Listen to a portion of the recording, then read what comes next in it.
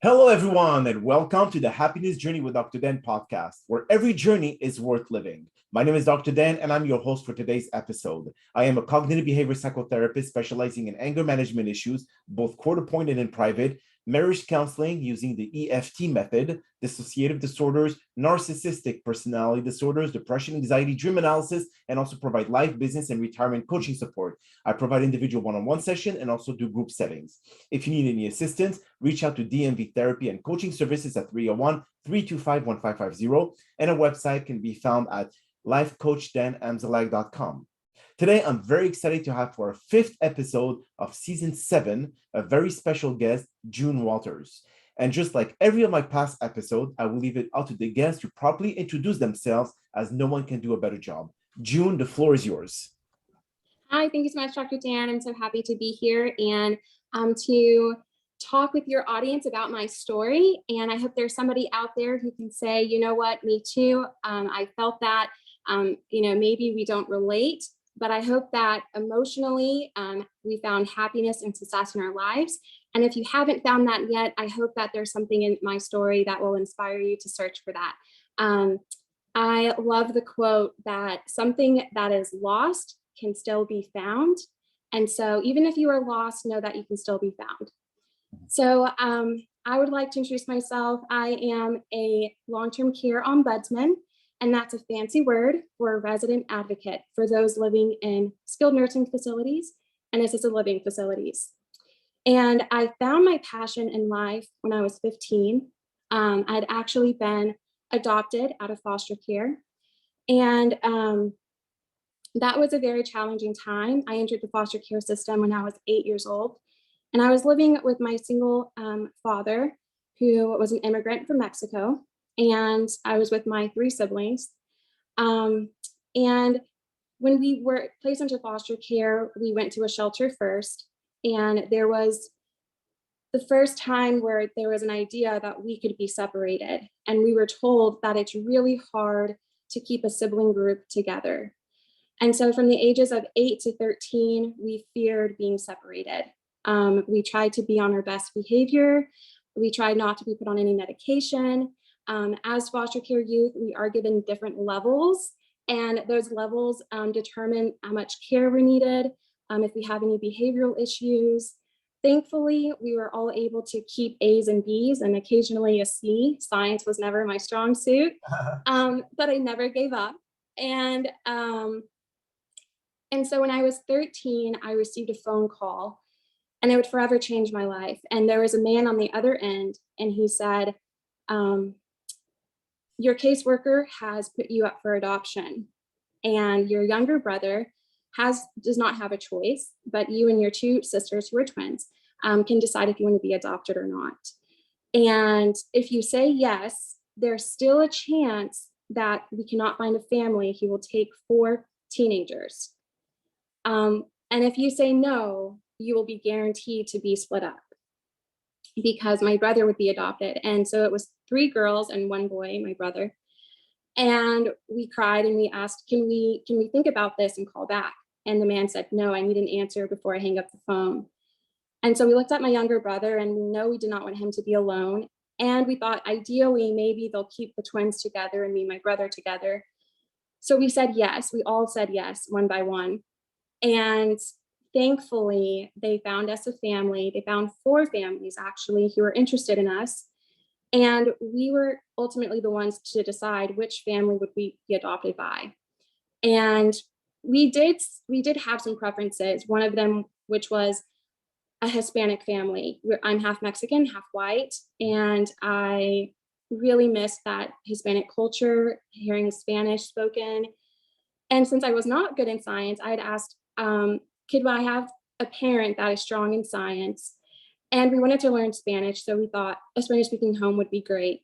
The family we picked were both white, and but we thought that they had just the best qualities. There was also another thing. We wanted to be in contact with our biological uncle, who is my dad's brother. And this was the only family who were willing and able to provide that. And they said, as long as he's a positive influence on your life, we would allow for contact. And so we were like, oh, he's our hero. He's the best influence on us. And so we thought that's a no-brainer. So we were adopted, we moved, and college had always been something I knew that I wanted to pursue. And we went on a mission trip to Guatemala with my family. And we were there visiting an orphanage, but one of the days we went to the only nursing home in the city. And we brought bread and toilet paper and lotion and shampoos with us to give to the residents. And in my broken elementary Spanish, I had the most amazing conversations with these residents. And one man in particular told me he was there because he used to work on cars with his family, and something while working on the car hit him in the eye and he lost his vision. And the family couldn't afford to take care of him, and he wasn't able to provide money. So they moved him there to the facility. And when I walked out of that facility, I just remember crying. And this time I'm like 15, I'm a sassy teenager. I do not cry. I don't have any emotions. I only know how, to pout and argue and talk back. But something within me just moved me. And before that trip, I remember my small group leader asked me, what would I want to be when I got older? And I said, I want to be a judge for adoption cases. I want to do something that helps the foster care youth. But when I stepped out of that facility, I thought to myself, caring for the quality of elderly, I think, is my calling in life. And my small group leader hugged me and she agreed. And my dad was shocked to see me crying. I was just moved to tears, like, oh my gosh, these beautiful people. And, we have facilities like these in the US, and how can I give back? So we went back to the US, and I immediately started volunteering, and I became mentored by the executive director at the assisted living I was volunteering at. And I said, how do I become like you? And she said, well, there's this degree in university that's called healthcare administration. She goes, you do that and you can become a healthcare administrator in nursing homes. So I was a sophomore at the time. And so I knew my junior year, I would start writing my essays and applying and looking and touring colleges and seeing where I want to go. And so I did that. I ended up with a BBA in healthcare administration. And while I got to college, all of a sudden, I started feeling depressed and sad. And I didn't understand why, because I was really close with my adoptive parents. But then I started hearing about mindfulness. I started going to therapy. And that's when I started hearing the talk about an inner child. Mm-hmm. And how trauma in childhood could affect us when we're older. And I remember my dad sent us an email and he said, these aren't my kids. I love my kids. He goes like, I know these are none of my kids. I know you guys are great people. But he sent me the statistics about foster care youth. And I was just beside myself. I called him up immediately and I said, am I a foster kid or am I your daughter? And obviously he did not mean to offend me like this. And I didn't know where these feelings were coming from. I think I started to doubt myself and my capabilities. And, am I going to end up pregnant before 19? And am I going to end up incarcerated? Am I going to end up homeless? Because we have a 98% chance of that happening. And to me, stats were telling me that this has already happened. This isn't about what's going to happen. This is telling me that my peers are already facing this, that just having set foot in foster care, this could be my likelihood of living a horrible life. And that scared me. And, I get to college and I'm starting to explore and learn different things. In high school, I was a Bible thumper. I was really involved in church and I thought everybody had to live godly. And then I got to college and I experienced there's a whole other life and there's fun and, there's boys and alcohol and, no bedtime. And I was feeling really sad. But then mindfulness really played a role in my life, meditating, finding friends who are also wanting to do better in their life, who have done better. I ended up pursuing a dual master's in health administration and business administration. I started being a president of student organizations. And my dad called me one day and said, I want to do some research because I want to get the churches more involved in foster care here in our local community. And so I thought, oh, I already lived that life. I'm not going to go back to foster care. And also when that was brought back up in my undergrad years, I was like, I already gone to therapy to heal my inner child. I'm already done with that stage of my life. I don't want to think back to that. I thought healing, I really thought it was linear. I thought once you reached a certain point and you talked about it enough in therapy, that it's over. And now you get to move on and you get to go to the next level, and whatever is in the past stays in the past. And so I told my dad, I'm not sure if I'm the right person. I want to get to a point where nobody in the world ever knows I was in foster care, because you get to live long enough and you start meeting people that have never known your past, and you can become whoever you want to be. So I thought I'll be the person that no one ever knows that I was ever in foster care. But I could see that my dad was serious, and he shared a story with me. He was meeting with one of the pastors of a church in his office, and my dad was brought to tears just thinking about how many foster care youth are still struggling and need that positive adult in their life to show them that life is not cruel. And when he was leaving the pastor's office, he scooted his chair back on carpet and fell out of his chair. Out of embarrassment for my dad, I said, oh man, if you've gone through that and that's embarrassing, I can do some Google searches about foster care kids. So I did some searching, and I saw that over 80% of foster care youth want to attend college, yet less than 3% will graduate with an advanced degree. I thought, what in the world? This is crazy. Here I am getting my master's, a dual master's at that, in Houston. I went on to eventually intern for the COO of Houston Methodist in the Texas Medical Center. And here I am being the instructional assistant to our department chair of our program. And then I would be the tutor for the healthcare administration department for both the undergrad and grad school. And yet I'm part of less than 3%. And I thought, whoa, this is insane. And I started doing some more researching and digging, and I was hooked. And I saw that there was another research done in the 80s, and the numbers are still the same.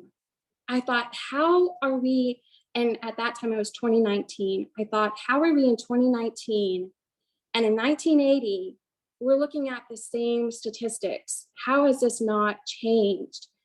I saw in 2015 that they did, Governor Abbott, he did pass where there has to be a foster care liaison in every higher education, including high school.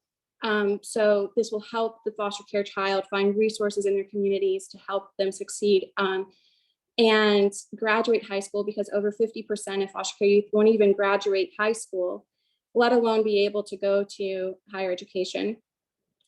And anyways, with that research, I was just astounded. I would then become a CASA volunteer. So I'm a CASA volunteer right now. And it has been so rewarding. I've spoken at a foster care and adoption conference and shared my story there.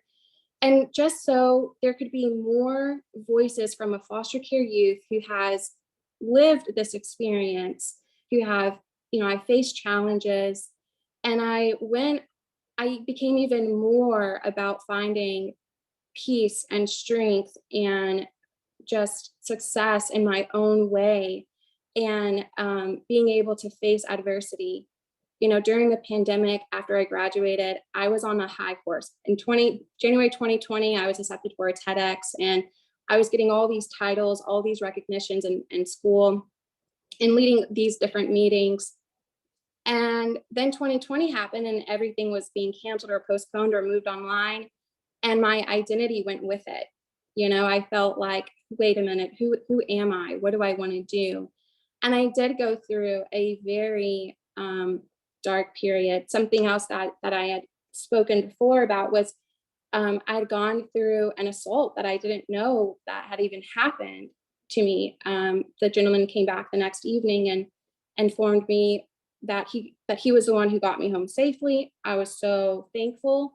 And then he would later on tell me that he had unprotected sex with me. And that was very hard to hear and understand and comprehend. Thankfully, I had wonderful friends. I lost my wallet, so I didn't have my card on me. And at this time, Wells Fargo wasn't giving away. You had to make an appointment, and they they no longer gave like different cards, like a temporary card. And so I had great friends who allowed me to Venmo and take me to the clinic and take me to the ER to get a SANE exam done.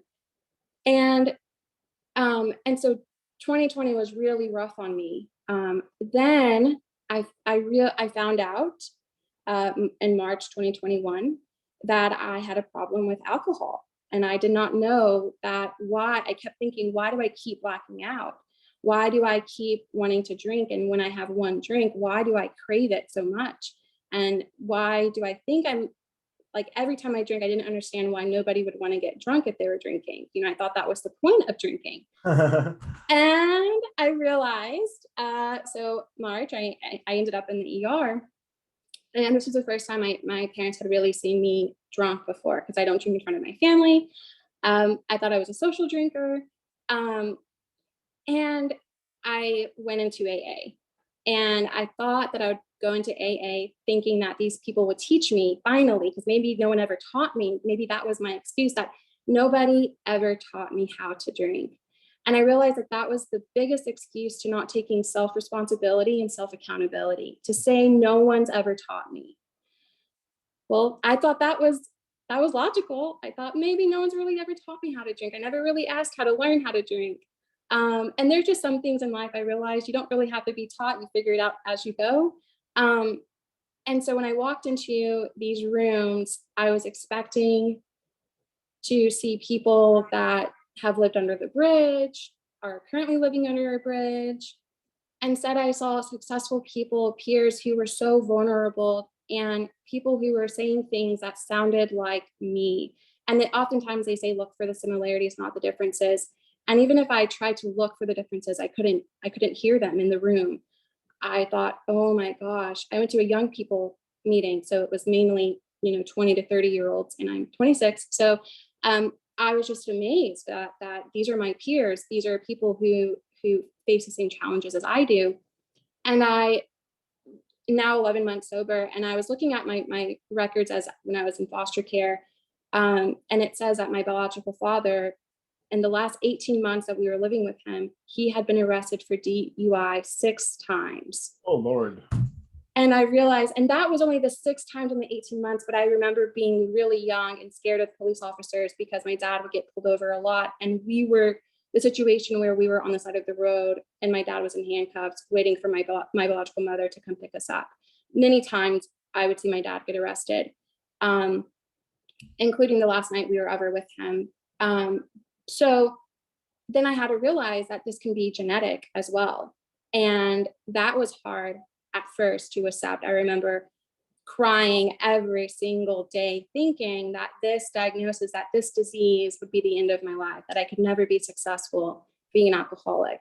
But that's totally not the truth. And being sober is, having a drinking problem is only a bit of a symptom. And I've gained so much more in sobriety in the past 11 months, including now why I mentioned the assault from earlier was because now I have the sense of peace and comfort. It's amazing that I get to wake up and I know what I did, what happened every single day of my life. That has been the greatest gift. It's just been amazing. I've been able to be present and not wanting to leave the day sooner than it wants to leave me. I am really enjoying the full 24 hours of my day. Even when I'm sleeping, I'm enjoying my rest. And that was not the case before. And so I have this amazing peace and strength and comfort, and I'm being vulnerable. I have a sponsor who has a sponsor. I'm now sponsoring women, and it's just so beautiful. Well, I get a call, and I have this feeling to come to my parents' lake house and work for the day. And I get a call from a detective out of Waco. And he says, I know that this is going to be very traumatizing, but I'm calling you because we just received a case and I'm reading your case and they sound similar. And in Houston, you have a report there, an open sexual assault case. And the same exam did find DNA. I did not know that they found DNA from the same exam.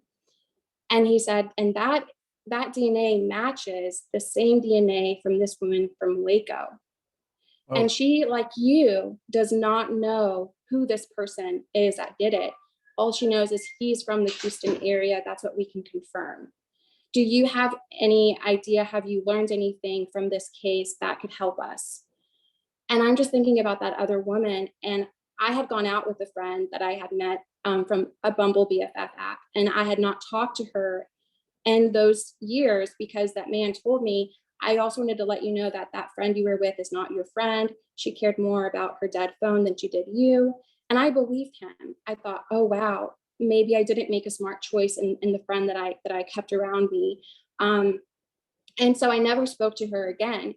I knew that she was pursuing a PhD in Europe. So I said, well, I can reach out to her on Instagram because I don't have her number and she may have my number blocked.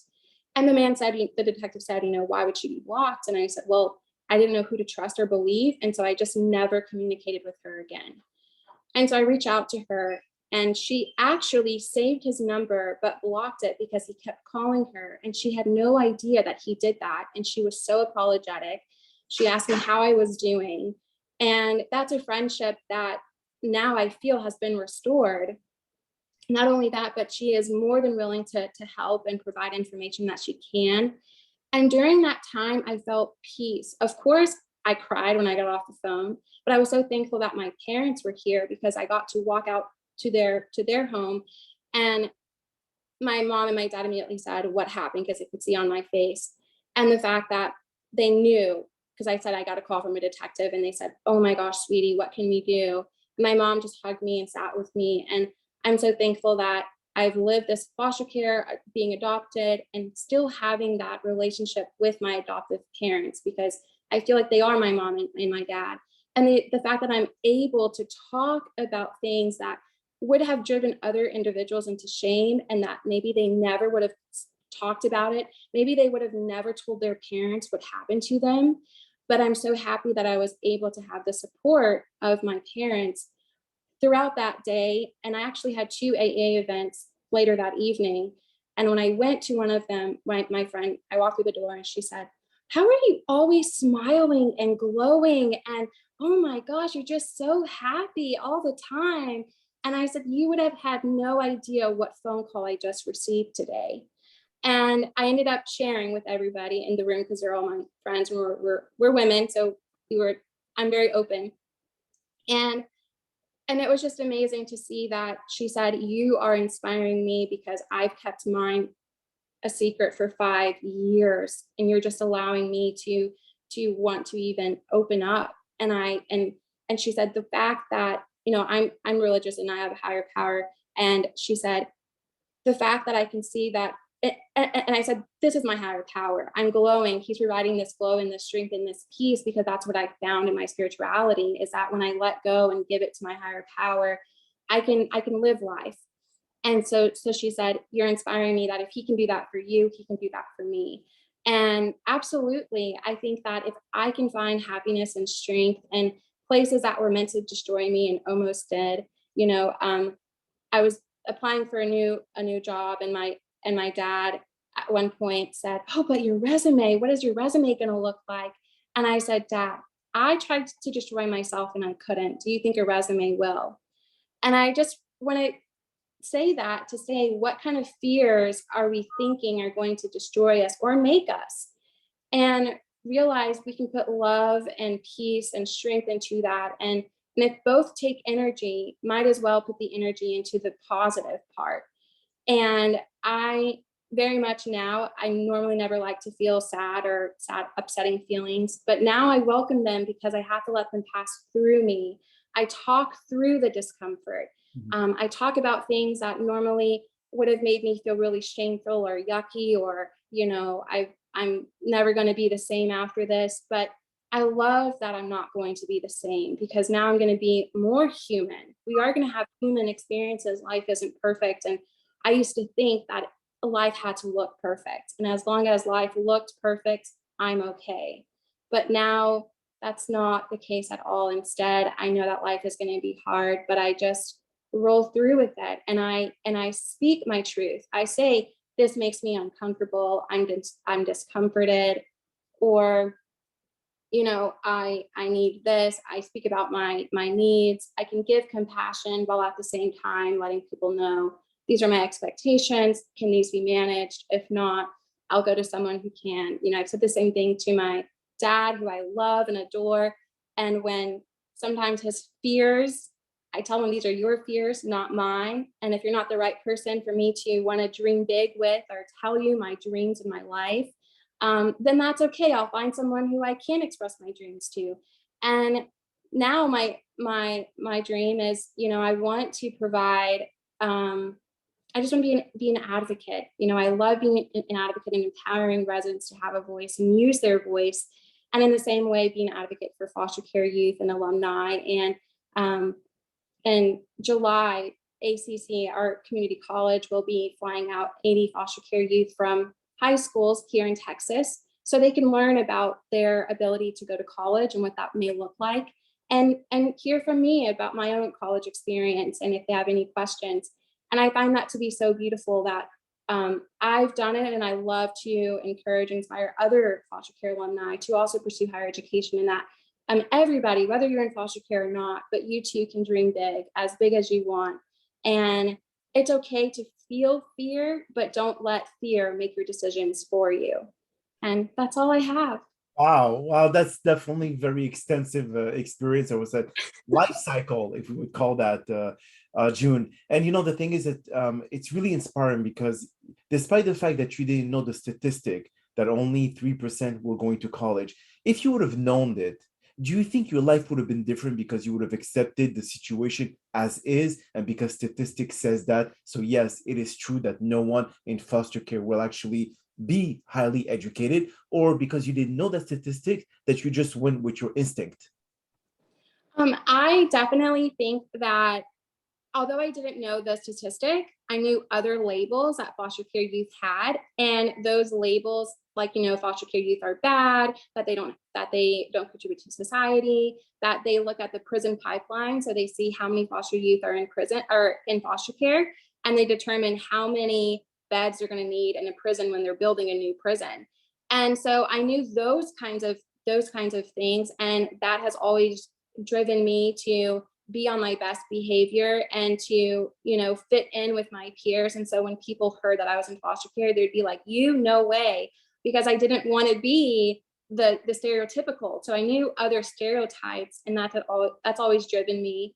But I do think that if I would have known this stat when I first started, I probably wouldn't. I probably would have allowed self-doubt to creep in and tell me that I'm not supposed to be here. But I'm thankful for the people around me who were like, you're supposed to be here. You have a seat at the table. Take it, and take all that you want from it.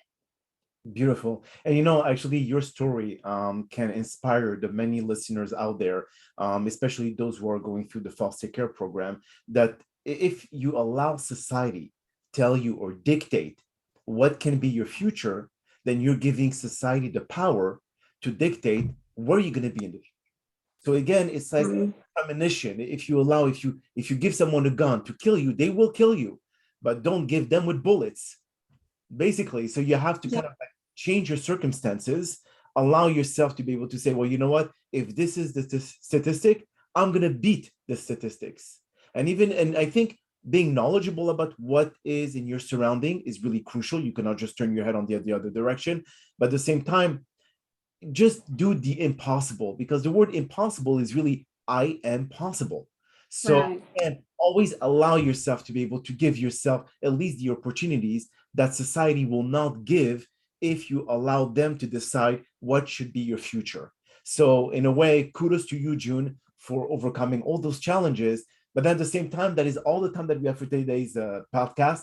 And I really do appreciate you taking the time of your very busy schedule to join us. And thank you again, June, for participating and inspiring our many listeners with your incredible story. Now, we hope that you've all enjoyed today's episode. And I'm also very excited about the many upcoming guests that we have scheduled for season 7 of the Happiness Journey podcast, filled with inspirational stories just like the one that you listened to today. Now, here are some concluding words of wisdom. Nothing in the world can take the place of persistence. Talent will not, as nothing is more common than unsuccessful human with talents. Genius will not, as unrewarded genius is almost a proverb. Education will not, as the world is full of educated derelicts. The slogan, press on, has solved and always will solve the problem of the human race. So when you feel that you should just give up and not press on, just know that you will end up like the many others out there that live their life with regrets for not pursuing their dreams. The ones who tend to give up too easily are the ones who will discourage you to press on with your goals. So what to do? Stay away from these naysayers and know that you are the author of your life's journey. So why don't you start writing these chapters today? My name is Dr. Dan Amzalang, and you may all keep pursuing your amazing journey in life.